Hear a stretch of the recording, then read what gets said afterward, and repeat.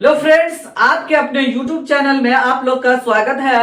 आज मैं आप लोगों को द्विघात समीकरण में मूल ज्ञात करने या हल करने या शून्यक ज्ञात करने के लिए सूत्र विधि से बताने वाला हूं। ये बहुत ज्यादा इंपॉर्टेंट है, हर बार मैट्रिक बोर्ड एग्जाम में पूछा जाता है, तो इसीलिए आप इस वीडियो को शुरू से लेकर के अंत तक जरूर देखिए ताकि आप 100% एग्जाम में बना सके इस क्वेश्चन को इस सूत्र की सहायता से जब आपके क्वेश्चन में दिया जाए तब। चलिए तो वीडियो को हम शुरू करते हैं और आपको बताते हैं कि किस तरीके से आप भी सूत्र विधि का प्रयोग करके शून्यक या मूल ज्ञात कर सकते हैं। तो चलिए, सबसे पहले इसमें यह आपको ध्यान रखना है कि द्विघात समीकरण का रूप क्या होता है और उसमें कौन कौन सा फॉर्मूला यूज करना है ये जानेंगे। चलिए, तो सबसे पहले यहाँ पे जो रूप होता है द्विघात समीकरण का इस तरीके से होता है, ax² bx plus c equal to 0। ये द्विघात समीकरण का रूप है, इसी के अकॉर्डिंग सब क्वेश्चन को दिया गया है। तो यहाँ चिन्ह में माइनस प्लस रह सकता है, एक जगह पे कोई अंक भी रह सकता है, पर वास्तविक संख्या रह सकता है। कहने का मतलब मोटा मोटी ये हुआ। चलिए, तो इसमें फॉर्मूला कौन लगेगा यहाँ ध्यान देना है। x² के बगल में a है, x के बगल में b है, जिसमें x नहीं लगा है या x² वो c का टर्म है। तो यहाँ पे एक d निकालना पड़ेगा जिसको हम विवेकतर या विवेचक भी बोलते हैं। तो d बराबर फॉर्मूला होगा b²। तो b का जो मान होगा चिन्ह के साथ देंगे, वहां पे माइनस भी लिखा हुआ है, -4ac ये एक फॉर्मूला हो जाएगा जो यूज होगा इस सूत्र विधि में। चलिए, अब दूसरा फॉर्मूला होगा मूल निकालने के लिए। मूल का मतलब यहाँ पे x लगा हुआ है, तो x इक्वल टू हमको निकालना है। तो x बराबर जो फॉर्मूला होगा -b plus minus root under d बटे 2a। ये मेरा मेन फॉर्मूला होगा। एक फॉर्मूला यहां आ गया जो यूज होगा और एक फॉर्मूला यहां यूज होगा। अब d के जगह पर यह फॉर्मूला यूज करना है तो यहां भी हम कर सकते हैं, d बराबर b² माइनस 4ac, लेकिन रूट के अंदर में है। कई बार यह फॉर्मूला ऑब्जेक्टिव में भी पूछा गया है, तो इसीलिए इस फॉर्मूला को आप ध्यान में रखिए। और विवेकतर भी आपको निकालने के लिए दिया जाएगा, तो आप इस फॉर्मूला से विवेकतर या विवेचक निकाल सकते हैं। चलिए, इस फॉर्मूला को यूज करके हम क्वेश्चन को बारी बारी से सोल्यूशन करते हैं। तो पहला नंबर जो क्वेश्चन है यहाँ पे लिखा है 2x² minus 9x plus 7 equal to 0।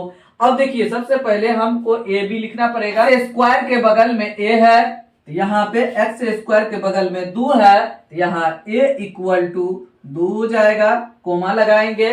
देखिए, x के बगल में b है, तो वहां प्लस लिखा हुआ है, तो कोई मतलब नहीं था वहां पे चिन्ह लिखने का। यहाँ पे हमको यहाँ पे -9 लिखा हुआ है, तो यहाँ लिखेंगे b इक्वल टू -9। मतलब समीकरण का रूप देखेंगे, x² के बगल में क्या है, x के बगल में क्या है, तो यहाँ भी वैसे हो जाएगा क्योंकि उसके रूप में हमको यहाँ पे दिया हुआ है और चिन्ह के साथ लिखना है। चलिए, ये जो जिसमें x या x² नहीं लगा है ये c का टर्म है, तो c इक्वल टू 7 हो गया। देखिए, यहां तक करने के बाद अब ये वाला फॉर्मूला लगाएंगे, तो d बराबर b² माइनस 4ac होता है। तो b का मान यहाँ पे क्या है, -9 है, तो -9 का स्क्वायर हो जाएगा, -4 इंटू a का मान यहाँ पे 2 है तो 2 लिखेंगे और c का मान 7 है तो 7 लिख देंगे। हो गया। 9 -9 का स्क्वायर करेंगे तो माइनस का स्क्वायर प्लस हो जाएगा, 9 का स्क्वायर 81 हो जाएगा, -4 दूना 8 8 सत्ते 56 ये हो गया। अब उसके बाद घटाएंगे, 11 में से 6 घट गया तो 5 हो जाएगा और ये इसको पैंचा दिया था 50, 7 में से 5 गया तो 2 हो गया। चलिए, तो यहाँ पे तो d निकल गया पॉजिटिव में। अब चलिए आगे हम फॉर्मूला लगाएंगे। यहाँ पे x बराबर मूल निकाल रहे हैं या शून्यक निकाल रहे हैं, तो x बराबर -b plus minus root under d बटे 2a फॉर्मूला लग गया। अब उसके बाद यहाँ पे वैल्यू को पुट करेंगे, जितना वैल्यू है d का वैल्यू यहाँ है, a b जो का वैल्यू होगा यहाँ पे हम रखेंगे देख करके। चलिए, तो यहाँ पे हम वैल्यू रखते हैं, तो x बराबर अब b का मान यहाँ पे चेक करना है, माइनस में है, तो ऐसा नहीं सोच लेना है यहाँ माइनस लगा हुआ है, यहाँ माइनस में 9 है, तो ऐसे हम लिख देंगे, ये मेरा गलती हो जाएगा। ऐसा आप बिल्कुल नहीं कर सकते हैं, करना भी नहीं है भूल करके भी, क्योंकि आपका आंसर 100% सही नहीं आएगा, 1% सही नहीं आएगा। 100% करने का तो गोली मारिए, 1% आपका आंसर सही नहीं आएगा। तो इसीलिए माइनस वाले में ध्यान रखना है कि हमारे फार्मूला में ये माइनस है और क्वेश्चन में माइनस है, तो फार्मूला का भी माइनस यूज होगा और क्वेश्चन का भी माइनस यूज होगा, दोनों माइनस हम यूज करेंगे। ऐसा नहीं लिख सकते हैं, तो इसको हम कैसे लिखेंगे, एक ब्रैकेट लेंगे और उसमें -9 लिख देंगे।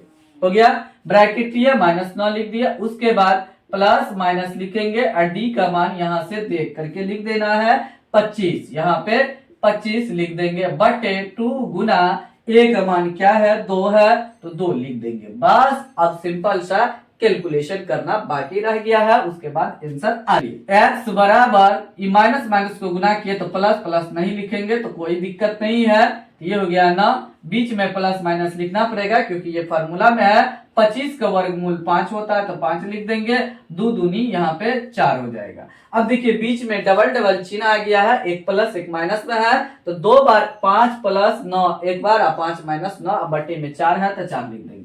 तो x बराबर 9 प्लस 5 बटे 4 कोमा 9 माइनस 5 बटे 4 लिखेंगे।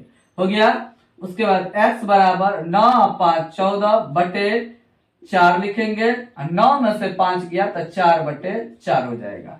अब जो कटेगा उसको काटेंगे, 4 इकाई 4, 4 इकाई 4, एक बार में कट गया, ये 2 बार में कट जाएगा, 2 से कटेगा, 2 दूनी 4, 2 सत्ते 14, x बराबर हो गया 7 बटे 2 कोमा 1, इसीलिए x बराबर 7 बटे 2 कोमा 1, ये मेरा फाइनली आंसर है। तो देखिए तो कितना आसान है, आसानी से सूत्र विधि से सॉल्यूशन हो रहा है, तो आप भी कर सकते हैं, बस आपको सीखना है, बस सीख जाते हैं तो आप आसानी से किसी भी क्वेश्चन को सूत्र विधि द्वारा हल कर सकते हैं। तो चलिए तो नेक्स्ट नंबर क्वेश्चन लेते हैं और उसको बना करके बताते हैं। चलिए दूसरा नंबर क्वेश्चन आपको दिख रहा होगा, यहाँ पे देख करके लिखे हैं। इसमें सबसे पहले लिखेंगे ABC, यहाँ x स्क्वायर के बगल में जो अंक दिखाई देगा चिन्ह के साथ उसको हम लिखेंगे, ये a का वैल्यू हो जाएगा 2, अब b का वैल्यू जो x के बगल में है चिन्ह के साथ हम लिख देंगे b बराबर -7 और c बराबर हो जाएगा यहाँ पे ये 3, ये c का वैल्यू हो जाएगा।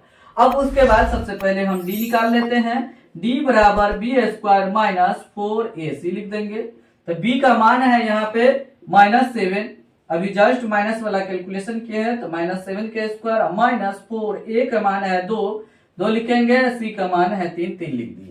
देख देख करके वैल्यू को यहाँ लिखना है, उसके बाद कैलकुलेशन करना है, सिंपलीफिकेशन आपको आना चाहिए अच्छा से, सिंपलीफिकेशन नहीं आएगा, स्ट्रॉन्ग नहीं रहेगा आपका बेसिक पार्ट तो बहुत ज्यादा दिक्कत होगा।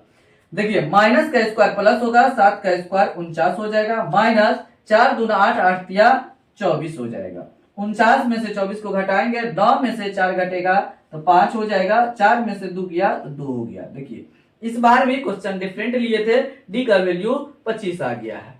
चलिए आगे हम कैलकुलेशन करते हैं।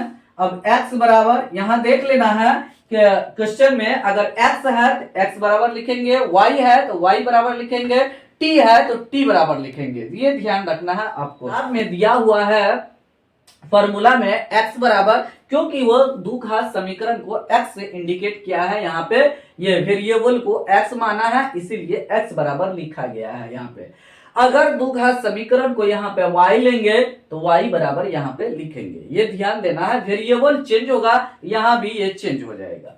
आगे लिखते हैं -b plus minus root under D बटे 2a हो जाएगा। उसके बाद यहाँ पे माइनस b का मान यहाँ पे क्या दिया है -7, यहाँ पे -7 लिख देंगे, उसको ब्रैकेट में बंद करेंगे, प्लस माइनस डी का मान 25 आया है और 2 इंटू a का मान 2 है, हो गया। अब देखिए इस माइनस को इस माइनस से गुना करेंगे तो प्लस हो जाएगा, तो प्लस प्लस नहीं लिखेंगे तो कोई दिक्कत नहीं है, फिर प्लस माइनस 25 का वर्गमूल 5 होता है, 5 लिख दिए, 2 दूनी 4 हो गया।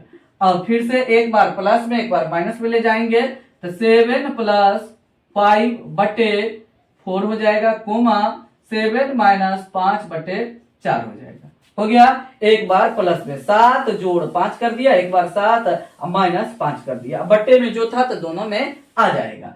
उसके बाद हम क्या करेंगे, यहाँ पे जोड़ यहाँ पे घटो करेंगे। 7 में 5 जोड़ेंगे तो 12/4 हो जाएगा। 7 में 5 घटा देंगे तो 2 हो जाएगा। 5 2 7 होता है, बटे 4 हो जाएगा। हो गया। अब ये काटिए, इसको कट जाएगा। 4 इकाई 4, 4 तिया 12, 2 से कटेगा, 2 इकाई 2, 2 दूनी 4 हो जाएगा। तो x बराबर यहाँ पे नीचे में 1 रह गया तो 1 नहीं लिखेंगे, तो ये 3,1/2 हो जाएगा। क्योंकि यह बट्टे के ऊपर में 1 है तो ऊपर में ही लिखेंगे, और बट्टे के नीचे में 2 है तो बट्टे के नीचे में ही लिखेंगे। इसीलिए x बराबर 3,1/2। ये मेरा सूत्र की विधि से जो निकाले हैं तो ये मेरा आंसर आ गया है। यही है, इस तरीके से हम सूत्र विधि से आसानी से हल कर सकते हैं। ये आपको लॉन्ग में दिया हुआ रहेगा तो उसका सूत्र विधि से कहेगा हल करने के लिए, तो आप आसानी से कर सकते हैं। तो चलिए, तो अगला नंबर क्वेश्चन को बनाते हैं। तो अब ध्यान देना है, अगला नंबर क्वेश्चन को, तीसरा नंबर को हम नहीं बना रहे हैं, इसको आप लोग बनाइए। जैसे आपको अभी बताया है वैसे आपको बनाना है। एक रूट वाला आपको बता देते हैं, चौथा नंबर। तो अब पांचवा नंबर और तीसरा नंबर आप लोग बनाइए। ये दोनों क्वेश्चन, तीसरा और पांचवा को आप लोग बनाइए। चौथा नंबर क्वेश्चन में एक जहां पे रूट लगा हुआ है तो रूट वाला क्वेश्चन हम बता रहे हैं, लेकिन जो चौथा नंबर क्वेश्चन का आंसर आएगा, पांचवा नंबर क्वेश्चन का भी वही आंसर आएगा। आंसर में कोई बदलाव नहीं होगा, लेकिन क्वेश्चन बदल गया है। से स्क्वायर के बगल में यहाँ पे 3 है तो यहाँ पे 4 है, और यहाँ पे देखिए सी का टर्म 4 है तो यहाँ पे 3 है, और यहाँ ध्यान देना यहाँ माइनस है तो यहाँ प्लस है, लेकिन 4√3 यहाँ भी है यहाँ भी है। तो आंसर में बदलाव नहीं है। जब आंसर आप इसको बनाएंगे तो आंसर वही आएगा जो चौथा नंबर क्वेश्चन का आंसर आएगा। दोनों एक समान है, देखने में डिफरेंट लग रहा है, जब लास्ट जब आंसर तक पहुंचेंगे तब हमको पता चलेगा कि आंसर वही आएगा। चलिए, तो चौथा नंबर क्वेश्चन को हम बना करके आपको बताते हैं कि किस तरीके से हम बनाएंगे। चौथा नंबर यहाँ पे क्वेश्चन दिख रहा होगा, यहाँ से देख करके यहाँ लिखे हैं। एक्स स्क्वायर के बगल में जो है a हो जाएगा, तो a बराबर हम 3 लिख देंगे, और x के बगल में जो ये पूरा टर्म है टोटल चिन्ह के साथ वो b हो जाएगा, तो b बराबर हो जाएगा -4√3, ये हो जाएगा। c बराबर ये 4 हो जाएगा, तो c बराबर हम 4 लिख देंगे। तो सबसे पहले d बराबर लिखते हैं। d बराबर यहाँ पे लिख चुके हैं, b² -4ac। तो b का मान यहाँ पे देखिए, ये जो टोटल है यहाँ से यहाँ तक b का मान -4√3, ये b का मान है। इसका हम स्क्वायर करेंगे। देखिए कर दिए, इस टोटल का स्क्वायर कर दिए, क्योंकि b का स्क्वायर है, b के जगह पे ये है तो b का स्क्वायर कर दिया। -4 इंटू a का मान क्या है 3 है, और c का मान क्या है 4 है, लिख दिए। अब देखिए यहाँ पे होगा क्या, ये जो है ना स्क्वायर जो है ना, तो ये माइनस का भी है, 4 का भी है, इसका भी स्क्वायर है, सबका है टोटल। तो माइनस का प्लस कर देगा, 4 का 16 हो जाएगा, और √3 का जो स्क्वायर है तो क्या करेगा, मार के डर से भूत भागता है और स्क्वायर के डर से रूट भागता है। तो ये स्क्वायर क्या करेगा, उसके डर से ये रूट भाग जाएगा। वो भाग जाएगा तो 4 गुना, मतलब ये जो है ना इसके गुना में है, तो 4 का स्क्वायर 16 और 3 हो जाएगा, मतलब रूट को खत्म किया, स्क्वायर रूट को भगा के लेके चला गया। अब उसके बाद 4 गुना 3 गुना 4 है। अब देखिए 16 तिया 48 घटो 4 तिया 12 और 12 चौका 48, ये भी हो गया। दोनों को घटाएंगे तो 0 हो जाएगा, क्योंकि 48 में से 48 घटेगा तो 0 हो जाएगा। चलिए तो आगे देखते हैं, जब इस वक्त d 0 हो गया तब क्या होगा। तो x बराबर -b, फार्मूला में कोई चेंज नहीं है, ±√d/2a हो जाएगा। हो गया। अब उसके बाद हम यहाँ पे लिखेंगे x बराबर माइनस, b का मान यहाँ पे देखिए क्या है -4√3 है, तो यहाँ ब्रैकेट में बंद करें -4√3 इंटू, इस तरीके से ब्रैकेट में बंद कर दिए, प्लस माइनस d का मान 0 हो जाएगा। 2 इंटू a का मान यहाँ 3 है तो 3 लिख देंगे। हो गया। x बराबर माइनस माइनस प्लस हो जाएगा तो नहीं लिखेंगे। चलिए तो हो जाएगा 4√3 प्लस माइनस 0, इसका वर्गमूल जब निकालेंगे तो 0 हो जाएगा, मतलब इसको बाहर कर देंगे, 0 से कोई लेना देना नहीं है, 0 ही हो जाएगा। अब 3 दूने यहाँ पे 6 हो गया। हो गया। अब देखिए हम इसी को अगर 2 बार लिख देंगे तो आपको दिक्कत होगा, तो लिखते हम कैसे हैं यह ध्यान देना है। 4√3/6 हो जाएगा और प्लस 0, एक बार ऐसे कर देते हैं, क्योंकि दो बार इसको लिखना था, क्योंकि एक चिन्ह प्लस में है एक माइनस में है, दो बार चिन्ह है तो अलग अलग कर देते हैं। 4√3 माइनस 0/6 हो जाएगा। इस तरीके से लिख देंगे। और डायरेक्ट अगर हम लिख देते 4√3/6 आपको 4√3/6 तो आपको समझ में नहीं आता कि दो बार आया कैसे। उधर तो 0 है, प्लस माइनस करके 0 खत्म हो गया, तो ये केटो ना बचा, नहीं डबल डबल आंसर आएगा इस तरीके से, क्योंकि प्लस और माइनस दोनों है इसलिए दो बार यही आएगा। तो इसलिए आपको डिटेल में बताए 4√3 यहाँ बराबर होगा बटे 6 कोमा 4√3/6 होगा। अब कटेगा 2 तिया 6 2 दूनी 4, ये भी कटेगा 2 तिया 6 2 दूनी 4 हो गया। तो x बराबर हो गया 2√3/3 कोमा 2√3/3। ये मेरा फाइनली आंसर आ गया। इसीलिए x बराबर 2√3/3 कोमा 2√3/3। ऐसा क्यों हुआ? ऐसा इसलिए हुआ, d 0 हो जाएगा, मतलब विवेक्तर अगर 0 हो जाएगा तब जो मूल आएगा दोनों एक ही समान रहेगा। ये अगला वीडियो में हम जानेंगे क्यों ऐसा हुआ, प्रकृति क्या होगा, प्रकृति के बारे में भी हम चर्चा करेंगे, उसमें भी डिटेल से आपको बताएंगे कैसे पता चलेगा मूल वास्तविक होगा, भिन्न होगा, मूल वास्तविक बराबर होगा या कोई मूल वास्तविक नहीं होगा, वो दूसरे वीडियो में आपको बताया जाएगा। तो उम्मीद करते हैं यहाँ तक अगर आप वीडियो को देखे होंगे तो 100% आपको समझ में आ गया होगा कि द्विघात समीकरण को सूत्र विधि से आप किस तरीके से हल करेंगे। अगर वीडियो आपको अच्छा लगा है तो वीडियो को जरूर लाइक कीजिए और इस चैनल को ग्रो करने में हेल्प जरूर कीजिए। अपने दोस्तों के साथ वीडियो को शेयर कीजिए और वीडियो को बिना स्किप किए हुए शुरू से लेकर के अंत तक जरूर देखिए। अगर आप 2025 में मैट्रिक बोर्ड का एग्जाम देने वाले हैं तो आप सही जगह पे पहुंचे हैं। इस पे सभी चैप्टर का वायरल क्वेश्चन बताया जाएगा